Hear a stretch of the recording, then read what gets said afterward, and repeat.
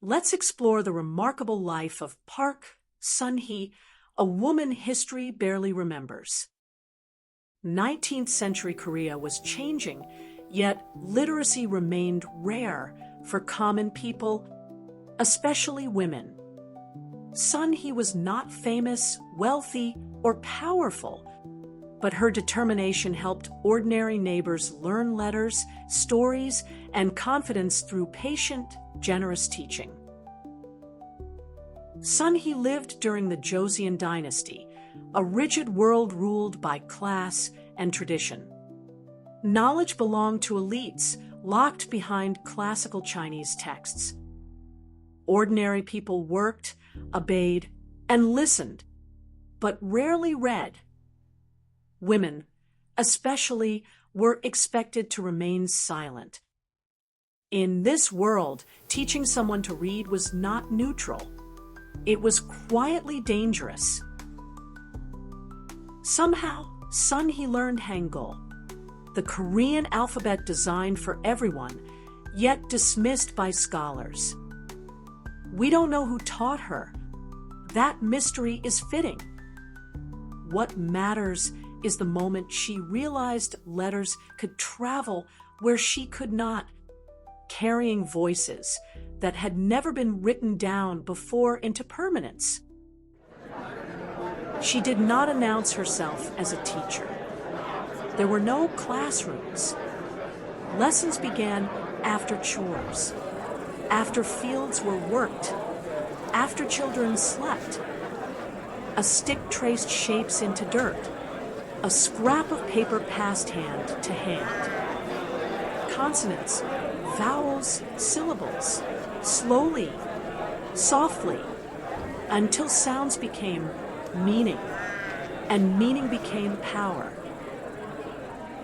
Sun-Hee taught reading as survival. Read your name. Read a notice. Read a debt before signing it away. For women, literacy meant letters hidden in sleeves, diaries tucked beneath floorboards, songs written instead of only remembered.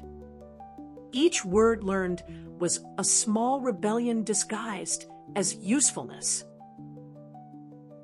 Her students were farmers, mothers, elders, children, anyone willing to try. Progress was slow, uneven, human. But something remarkable happened. Each learner taught another. Lessons spread like whispers through kitchens, wells, and markets. Sun-Hee did not build a school. She started a chain reaction.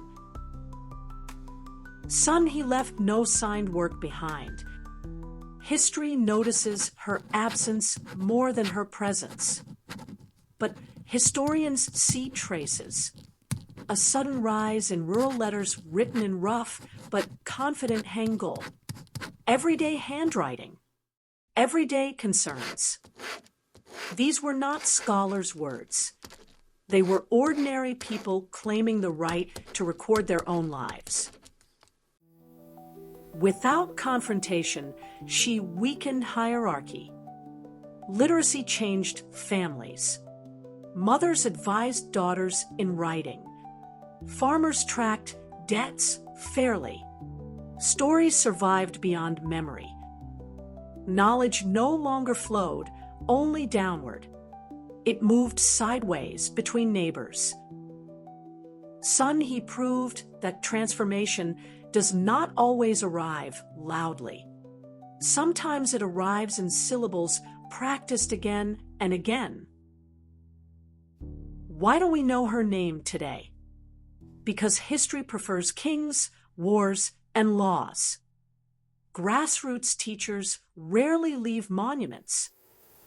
Yet modern Korea's literacy did not begin with policy.